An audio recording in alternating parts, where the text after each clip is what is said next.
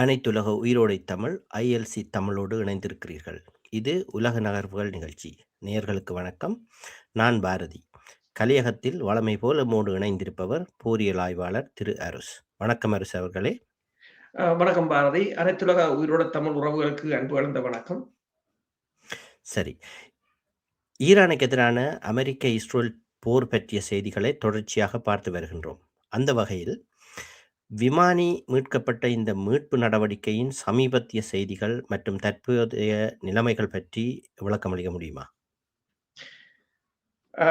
இந்த நடவடிக்கையில் உங்களுக்கு தெரியும், இரண்டு தரப்பும் வெற்றி தோல்விகளை தங்களுக்கானதாக வெற்றியையும் தோல்வியையும் மாறி மாறி கூறிக்கொண்டிருந்தாலும் இந்த நடவடிக்கையின் பின்னணி வந்து மிகவும் ஒரு மர்மமானதாகத்தான் இருக்கின்றது. அதை வந்து அமெரிக்க தரப்பு மூடி மறைக்கின்றது.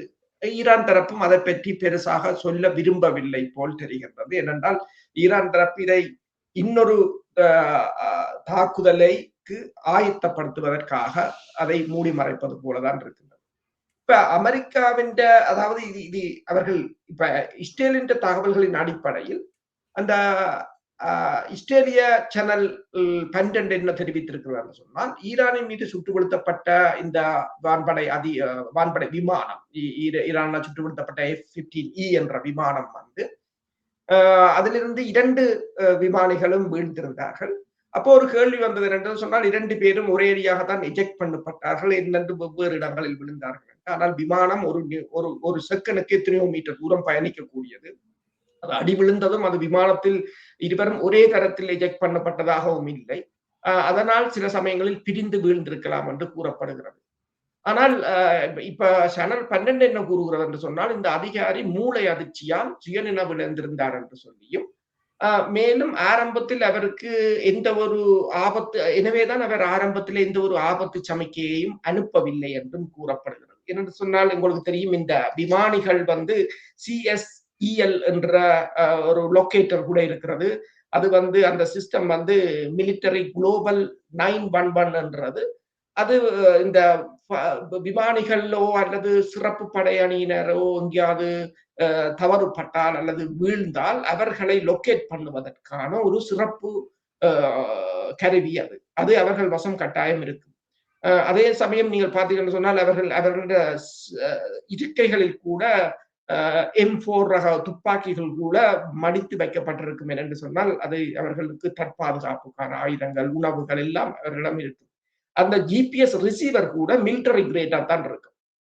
அப்ப அவர் வெள்ளிக்கிழமை, அதாவது முதல் அவர் நினைவிழந்திருந்ததாகவும், வெள்ளிக்கிழமை 12 மணிக்கு அவருடன் முதலில் தாங்கள் தொடர்பை ஏற்படுத்தியதாகவும், பிடிபடாமல் இருக்க ஒரு உயரமான இடத்தில் ஏறி கிட்டத்தட்ட 10 தொடக்கம் 12 கிலோமீட்டர் தூரத்துக்கு நடந்து ஒரு மலைகளுக்கு இடையிலான ஒரு பிளவுக்கு அவர் ஒளிந்திருந்ததாகவும், அங்கிருந்து வெள்ளிக்கிழமை இரவு துல்லியமான தொலைவு செய்திகளை அனுப்பியதாகவும், அப்படி அவர் வந்து இஸ்ரேல் வந்து அப்போதையில் தாக்குதல் நடத்துவதை தவிர்த்து அப்ப உளவு தகவல்களை வழங்கி கொண்டிருந்ததாகவும் கூறப்படுகிறது.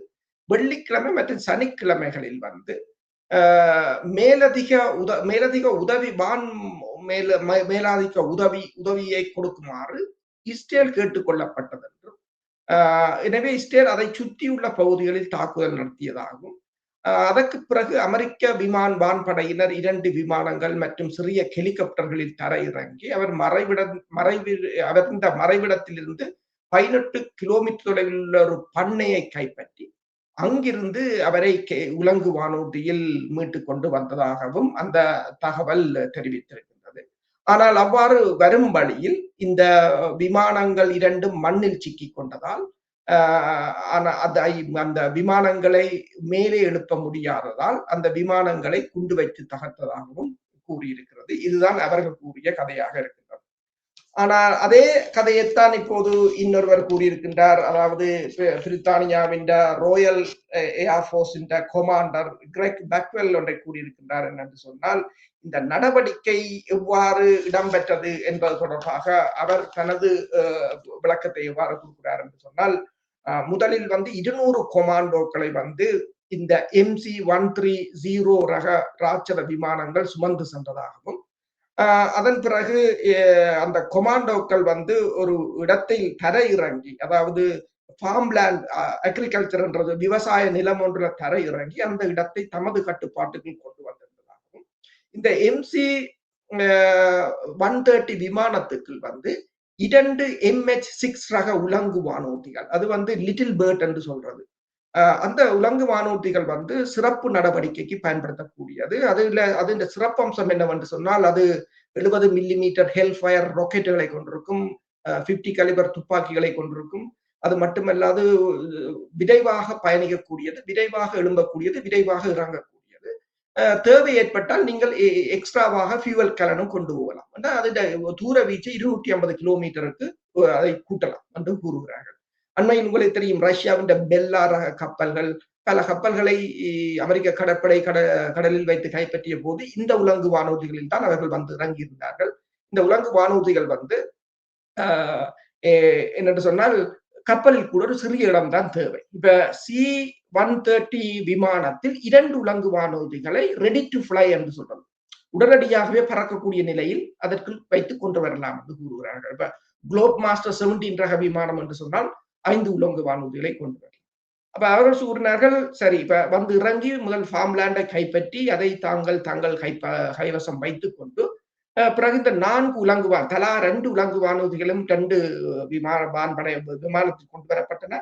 அவற்றை பயன்படுத்தி அந்த உலங்கு வானூர்திகள் அங்கிருந்து பறந்து சென்று இந்த WSO என்று சொல்ற வெப்பன் சிஸ்டம் ஆபீசர், அவர் கேர்னல் தர அதிகாரி, அவரை ஏற்றி கொண்டு வந்ததாகவும், அவரை ஏற்றி கொண்டு வந்த பிற்பாடு வந்து விமானங்களை எடுத்த போது விமானங்கள் தரையில் சிக்கிக் கொண்டதாகவும், தரையில் சிக்கிக் கொண்டதால் அதை மேலெழுப்ப முடியாது என்றும் கூறியதால், உடனடியாக அதை அந்த உலங்கு வானூர்திகளை டிஸ்மேண்டில் செய்வதற்கும் தங்களுக்கு நேரம் இல்லை என்று சொல்லி உடனடியாகவே லைட் விமானங்களை, அதாவது சிறிய விமானங்களை கூப்பிட்டதாகவும், என்ற இது அதிக தொன் எடை கொண்டபடியால் அந்த மணலுக்குள் சிக்கிக் கொண்டதாகவும், அது லைட் விமானம் என்று சொன்னால் C-135W என்றது இதை விட கொஞ்சம் சிறிய விமானம். இப்ப இந்த விமானத்துக்கு 3200 மீட்டர் ஓடுபாதை தேவை என்றால் அந்த விமானத்துக்கு 2000 மீட்டர் போதும் என்று சொல்கிறார்கள்.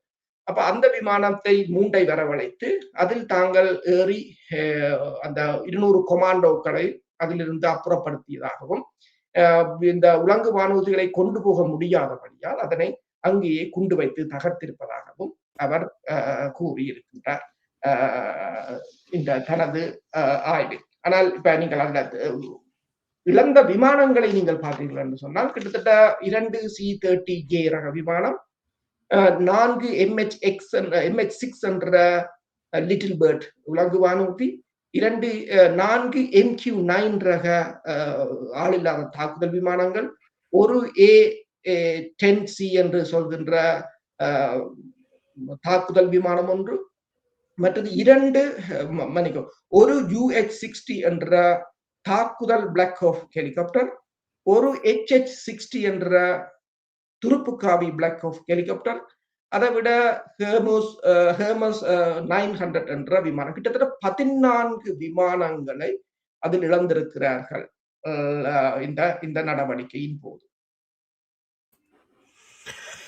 சரி, நீங்கள் கூறுகின்ற தகவல்களை பார்க்கும் பொழுது இது ஒரு மிகப்பெரிய திரைப்பட பாணியில் இந்த மீட்பு நடவடிக்கை நடந்திருக்கின்றது போல தோன்றுகிறது. அதே நேரம் பொதுவெளியிலே அரசு தலைவர்களே உண்மைக்கு புறம்பான வெற்றி செய்திகளை அறிவித்து பொய்களை பார்த்து வருகின்ற சூழலில் இவர்கள் வெளியிடுகின்ற தகவல்கள் வந்து எது உண்மை எது பொய் என்ற கேள்வியையும் தோற்றுவிக்கின்றது. சரி, அடுத்ததாக இந்த பைலட் தரையிறங்கிய இடத்தை மையமாக கொண்டு ஏன் 200 படையினர் இந்த நடவடிக்கையில் ஈடுபடுத்தப்பட்டனர்? அதன் தந்திர ரீதியான காரணங்கள் ஏதாவது இருக்கிறதா? இதுதான் இப்ப இருக்கிற மிக முக்கியமான கேள்வி. நான் கூறியது வந்து இவர்கள் எவ்வாறு இந்த நடவடிக்கையை மேற்கொண்டவர்கள், அந்த வெப்பன் சிஸ்டம் ஆபீசரை எவ்வாறு மீட்பதற்கு நடவடிக்கையை மேற்கொண்டவர்கள் என்பது தொடர்பாக ஒரு இராணுவ பார்வை. ஆனால் இதற்கு பின்னால் இருக்கின்ற நடவடிக்கை என்பது எல்லோராலும் இப்போது ஒரு மிகப்பெரிய ஒரு சந்தேகமாக பார்க்கப்படுகிறது. அதற்கு முதல் இன்னொன்றை கூறுவேன். இவர்கள் கூறுகிறார்கள் 2 விமானங்களும் குண்டு வைத்து தகர்க்கப்பட்டதா, தாங்கள் தான் அதை தகர்த்ததா.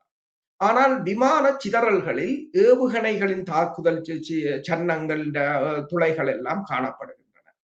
மற்றது விமானங்கள் வீழ்ந்து நொறுங்கி இருக்கின்ற இடங்களை பார்க்கும் போது பார்க் பண்ணினால் அப்படி கிட்ட பார்க் பண்ண முடியாது, அப்படியும் இப்படியுமாக நிற்கின்றன. இப்ப விழுந்தாத்தான் எழுந்தமானமாக விழும், பார்க்க அதை நிறுத்தும் போது எழுந்தமானமாக நிறுத்த முடியாதுன்றதும் தெரிகின்றது. பல உலங்கு வானூர்திகள் பாகங்களும் இருக்கின்றன.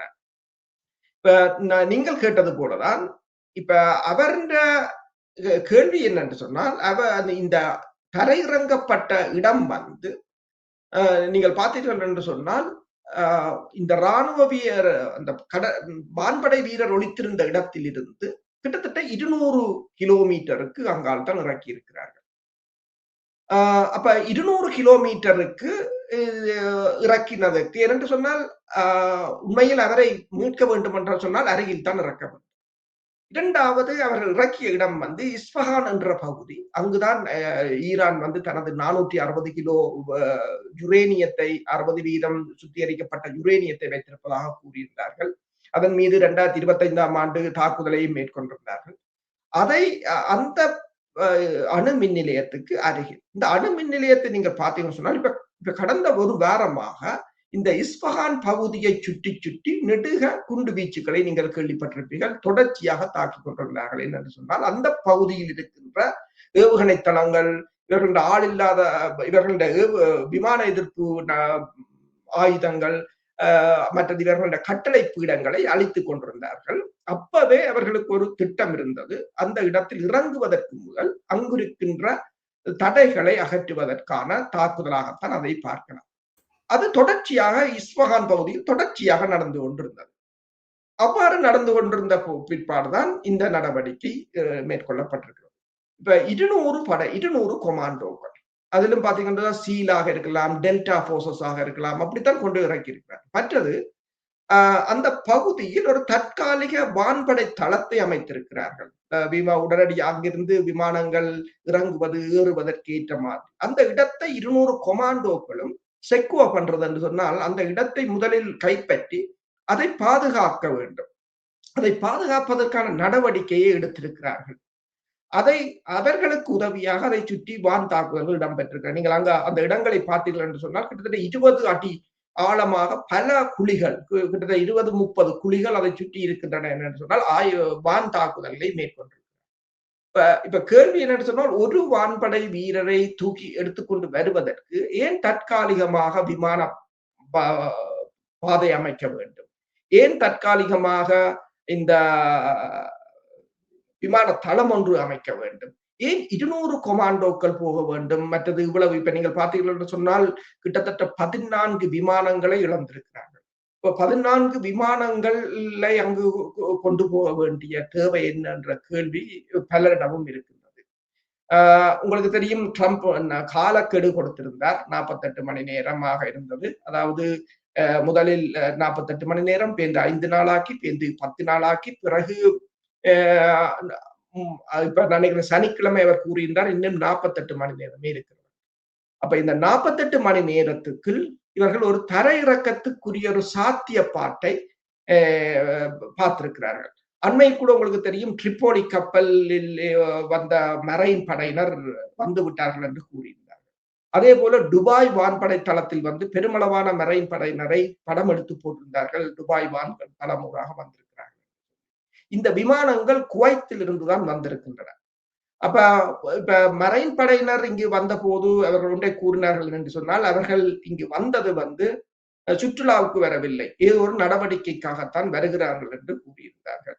அப்ப 200 படையினரும் முதலில் இதில் வெற்றி ஈட்டி இருந்தால், இந்த நடவடிக்கையில் வெற்றி ஈட்டி இருந்தால், அதனை ஒரு தளமாக வைத்துக் கொண்டு ஒரு மேலதிக படையினரை இறக்கி அந்த பகுதியை கட்டுப்பாட்டுக்கு கொண்டு வருவது, அல்லது அதை பின்தளமாக வைத்துக் கொண்டு ஹாமூஸ் நீரிணையை, நீங்க அதுல இருந்து பாத்தீங்கன்னா ஹாமூஸ் நீரிணையிலிருந்து கிட்டத்தட்ட 200 கிலோமீட்டர் தொலைவு தான் அந்த இடம்.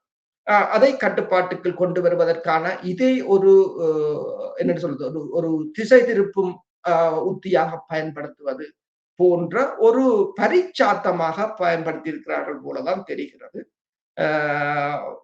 என்னென்று சொன்னால் இப்ப இந்த நடவடிக்கை வெற்றி அளித்து இவர்கள் இந்த படை வீரரை மீட்டு மன்னிக்கவும் இந்த யுரேனியத்தை மீட்டு கொண்டு வந்திருந்தால் அல்லது மீட்காவிட்டாலும் அந்த இஸ்பஹான் பகுதியில் போய் அந்த இடத்தை கைப்பற்றி அதிலிருந்து படங்களை எடுத்து போட்டால் கூட தாங்கள் மீட்டு விட்டதாக அவர்கள் சொல்லலாம்.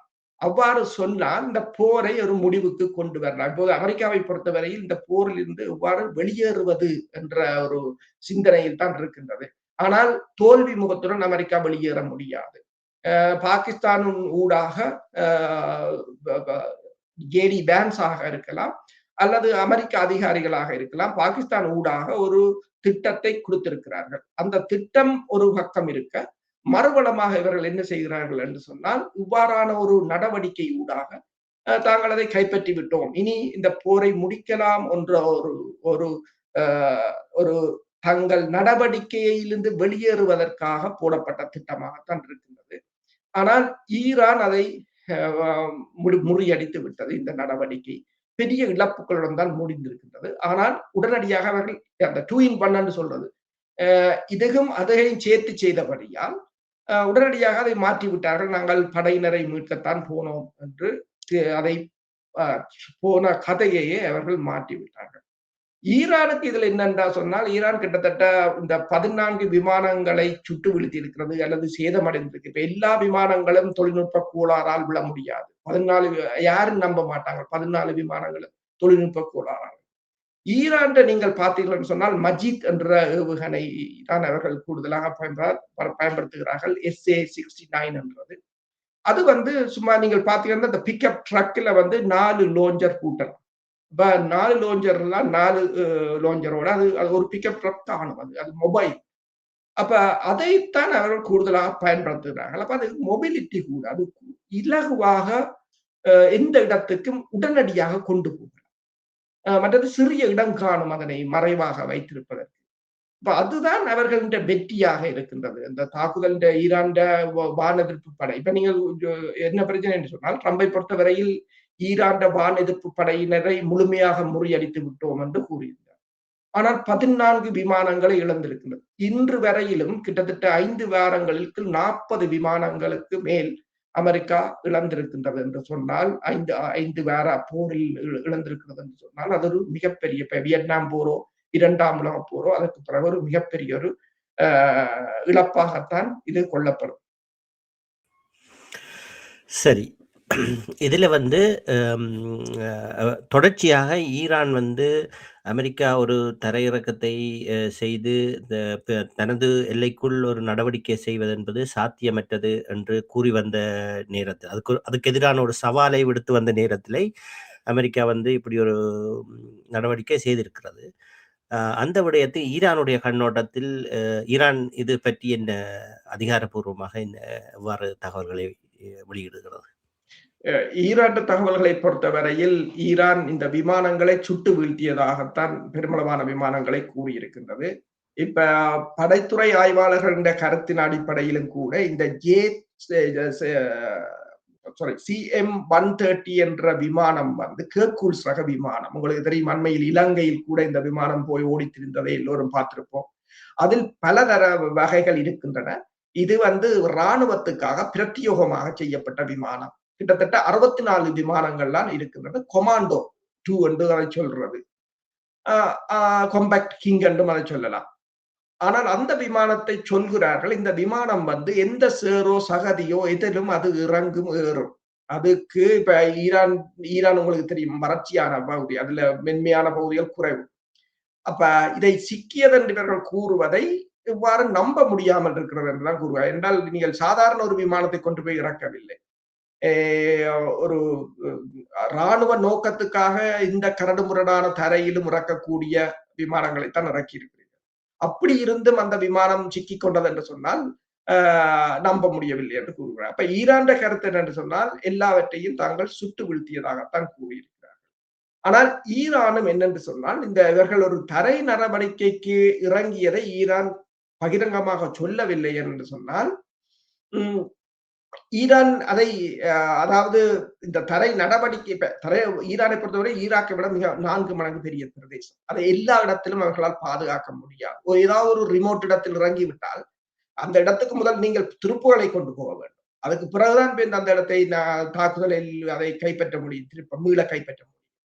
அப்ப இதில் இறங்கி இப்ப தரையிறக்க நடவடிக்கை என்றதை ஈரானும் அதை மக்களுக்கு தெரியப்படுத்த விரும்பவில்லை.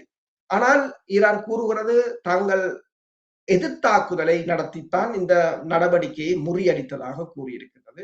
அதில் அவர்கள் இப்ப அமெரிக்க ஆய்வாளர்கள் கூட கூறுகிறார்கள் சொன்னால் மக்கள் எல்லாம் கையில் கிடைக்கிற அத்தனை ஆளும் சுட்டார்கள். சொற்கண்ணாக இருக்கலாம், சாதாரண ரைபிள்களாக இருக்கலாம், ஏன் சில உலங்கு வானூர்திகளை காவல்துறையினரின் துப்பாக்கி சூட்டில் தான் உலங்கு வானூர்திகள் சேதமடைந்ததாக கூறப்படுகிறது. பல பல விமானங்களில் அந்த விமானங்களில் சன்னங்கள் பட்ட காயங்களும் கிடக்கின்றது, சிதறி கிடக்கின்ற விமானங்கள். இப்ப அங்குள்ள மக்கள் அத்தனை பேரும் ஏதோ ஒரு விதத்தில் தாக்குதலுக்கு தயாராக இருப்பதாகத்தான். ஒரு இடத்தில் ஒரு தரையிறக்கத்தை மேற்கொண்டால் படையினர் வருவதற்கு முன்னர் இந்த நடவடிக்கையில் சஜித் என்றது ஈரான் துணை இராணுவ குழு. அதுல கிட்டத்தட்ட 2.5 லட்சம் பேர் இருக்கிறார்கள். அவர்கள் ரிசர்வ் படையினர். அவர்களில் 5 பேர் இதில் இந்த மோதலில் கொல்லப்பட்டிருப்பதாக கூறப்படுகிறது.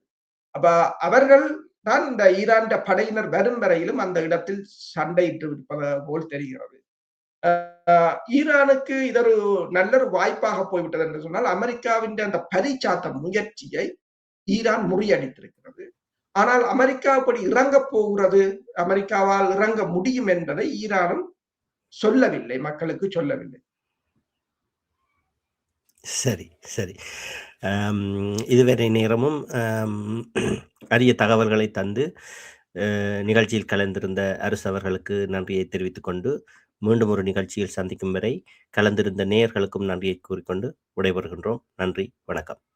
நன்றி, வணக்கம். எமது பார்வையாளர்களுக்கு வணக்கம். மக்களின் குரலாய் ஓங்கி ஒலிக்கும் இலக்கு மின்னிதழ் மற்றும்